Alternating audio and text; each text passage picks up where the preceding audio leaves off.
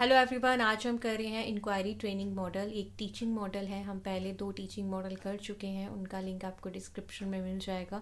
और इस बुक से रिलेटेड जो टॉपिक्स हैं वो भी आपको प्लेलिस्ट के अंदर मिल जाएंगे।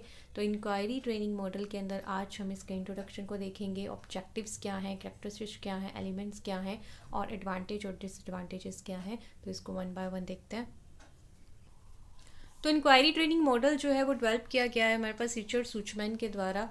इस मॉडल का जो मेन पर्पस यही है कि बच्चों को जब हम एक ऐसी सिचुएशन देते हैं जिसको वो उसमें खुद एक्सप्लोर करते हैं, अपना दिमाग लगाते हैं, क्वेश्चंस पुट करते हैं, आइडियाज़ शेयर करते हैं, डिस्कशन करते हैं, या फिर लर्निंग बाय डूइंग करते हैं, एक्सपेरिमेंट करते हैं, या खुद की जो है अपने से ही चीज़ों को एक्सप्लोर करते हैं और फिर ऑर्गेनाइज करते हैं। तो ये जब सिर्फ बातें आती हैं, जब हम उनको इंक्वायरी कर रहे हैं किसी भी चीज़ को, तब उसको इंक्वायरी ट्रेनिंग मॉडल कहा जाता है। इसमें जो टीचर और जो स्टूडेंट है दोनों का रोल जो है बहुत इंपॉर्टेंट होता है। तो जो स्टूडेंट है वो एक्वायर करते हैं naturally when they are confuse और पजल्ड। उनको ऐसी प्रॉब्लम ही दी जाती है जो कि पजल्ड होती है, कंफ्यूज होती है, और वो जो आइडियाज़ जो हैं उनको प्रमोट करते हैं, उनको जो है इंक्वायर करते हैं।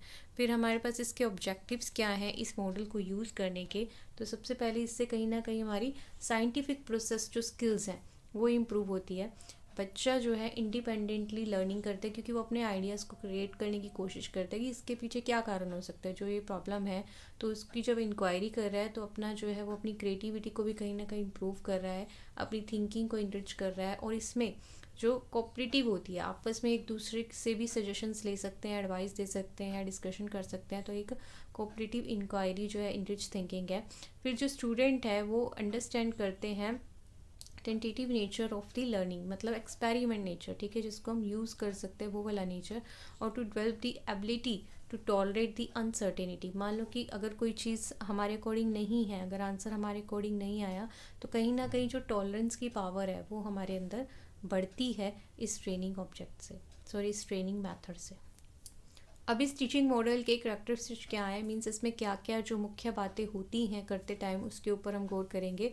कि जो स्टूडेंट्स हैं वो डेवलप करते हैं हाइपोथेसिस, मतलब अपने आइडियाज़ जो है वो शेयर करते हैं कि क्या इसका सोल्यूशन हो सकता है, और फिर उसको एग्जामिन करते हैं। और जो टीचर है येस और नो के अंदर इसमें आंसर देती है। टीचर और स्टूडेंट जो है दोनों का इक्वल रोल रहता है, ठीक है। प्रॉब्लम्स जो है टीचर के द्वारा दी जाती है, स्टूडेंट्स जो है उसको सॉल्व करते हैं। इन बिगनिंग क्या होता है, जो कंट्रोल होता है वो टीचर के हाथ में होता है। ग्रेजुअली ये धीरे धीरे जो है कम होता जाता है, बच्चे जो है फ्रीडम फील करते हैं और फ्रीडमली एक दूसरे से शेयर करते टॉक करते हैं, और जो टीचर का कंट्रोल है वो धीरे धीरे कम होता जाता है। फिर इसके अंदर है कि जो लर्निंग आउटकम्स हैं वो कैसे होते हैं, ऑब्जर्व करके, कलेक्ट करके ऑर्गेनाइज किया जाता है। जो डेटा है हमारा, जो हाइपोथेसिस बच्चे देते हैं, और उनको फॉर्मुलेट किया जाता है, इन्फेरेंस किया जाता है, जो भी हमारे पास रिजल्ट आता है, और फिर एक मीनिंगफुल एक्सपीरियंस जो है इसके अंदर से निकल के आता है। तो अब हमारे पास एलिमेंट्स क्या है इसके, हमें पता है कि टीचिंग मॉडल में हम 5 एलिमेंट्स की बात करते हैं। तो सबसे पहले हमारे पास है फोकस। तो इस पे जो फोकस रहता है वो बच्चे की कॉग्निटिव स्किल्स को इम्प्रूव करने पे रहता है, मीन्स उसकी थिंकिंग एबिलिटी, रीजनिंग, लॉजिक्स, ये सब इम्प्रूव करने के लिए रहता है। और उसकी डेवलप करने के लिए इंडिविजुअल कैपेसिटी, खुद की कैपेसिटी को वो डेवलप करे, और जो सेल्फ रेलिएंट बने टू लर्न एंड इंक्वायर। और जो स्टूडेंट है them self inspired by the find a solution of difficult problems. जब वो डिफ़िकल्ट प्रॉब्लम से सोल्यूशन फाइंड आउट करता है तो उसको खुद को एक इंस्पिरेशन आती है, उसका जो उमंग उत्साह कह सकते हैं या कॉन्फिडेंस कहते हैं वो बढ़ता है। फिर हमारे पास सिंटेक्स के अंदर 5 स्टेप्स हैं। इसके अंदर हमें पता है कि हम मेन प्रोसेस को ही डिस्कस करते हैं कि क्लासरूम में जो भी पूरा प्रोसेस होता है उस मॉडल के रिगार्डिंग।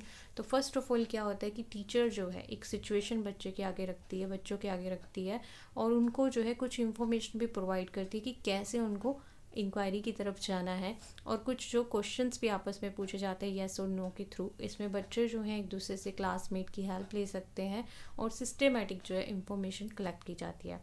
फिर डेटा गैदर किया जाता है, उसको क्लियरफाई किया जाता है। सब बच्चों के अपने अपने ओपिनियंस होते हैं, आइडियाज़ होते हैं, उनको जो है कलेक्ट करने की कोशिश करती है, उसकी वेरिफिकेशन की जाती है, क्वेश्चंस जो है वो पुट किए जाते हैं। अब data gathering for experimentation means कि इसके अंदर कुछ न्यू एलिमेंट्स जो है उनको ऐड ऑन किया जाता है। कि बच्चे जो कि एक होता है कि बच्चे जब अपनी आइडियाज़ को शेयर करें तो कुछ आइडियाज़ होते हैं कॉमन होते हैं, या फिर ऑर्डिनरी होते हैं, लेकिन कुछ बच्चे जो होते हैं नए आइडियाज़ लेकर आते हैं, न्यू एलिमेंट्स जो हैं वो ऐड ऑन करते हैं, अपने न्यू हाइपोथेसिस जो है वो देते हैं, तो उनके ऊपर बात की जाती है, उनको देखा जाता है कि इन्होंने ये क्यों सोचा है, कैसे आया। और टीचर जो है इसमें बहुत हेल्प करती है बच्चों की, ताकि जो है टाइम वेस्ट नहीं हो, जल्दी से हम रिज़ल्ट की तरफ जा सकें। फिर है ऑर्गेनाइजेशन एंड फॉर्मुलेटिंग इंफॉर्मेशन, जो भी फिर सारा डेटा इकट्ठा होता है, न्यू और ओल्ड जो भी आइडियाज़ हैं, बच्चों का जो एक्सपेरिमेंटेशन है उससे जो रिज़ल्ट निकल के आता है उसको ऑर्गेनाइज किया जाता है और फॉर्मुलेट भी किया जाता है, चेक भी किया जाता है कि वो सही भी है या नहीं है। मीन्स जो चीज़ें गलत है, मीन्स आपस में बच्चों ने इतने आइडियाज़ दिए होते हैं तो उनको कंपेयर किया जाता है कि कौन सा बेस्ट है, कौन सा जो है हमें सही आंसर दे सकता है। तो जो ट्रू फॉर्म जो एक्सप्लेनेशन जो ट्रू एक्सप्लेनेशन हमें देता है उसको हम सेलेक्ट करते हैं, फिर उसको फिर से एनालिसिस किया जाता है उस चीज़ का इंक्वायरी प्रोसेस के अंदर। जो स्टूडेंट है वो एनालाइज करते हैं, रिफ्लेक्ट करते हैं कि जो उन्होंने मेथड चूज़ किया है, जो स्टेप्स चूज़ किए हैं वो सही भी है या नहीं है, और एक सोल्यूशन जो है वो एंड के अंदर प्रोवाइड कर दिया जाता है। और ये जो मेथड है वो बहुत सारी जो वेरियस सोल्यूशन है हमारे पास उन इशू को सॉल्व करने के लिए यूज़ किया जाता है।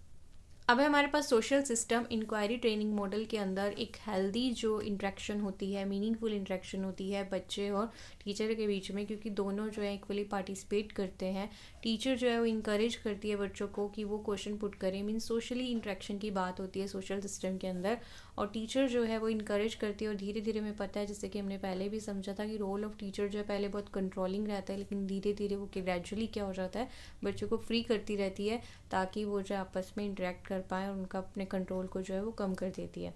फिर स्पोर्ट सिस्टम में हम मटेरियल और रिसोर्सेज की बात करते हैं कि बच्चों को जो सपोर्ट दिया जाता है, टीचर को जो सपोर्ट चाहिए उसके लिए क्या है, मटेरियल्स को अवेलेबल करवाया जाता है। और ये टीचर का ही काम होता है कि अगर कोई मटेरियल जो है अवेलेबल नहीं है तो वो प्रोवाइड करे।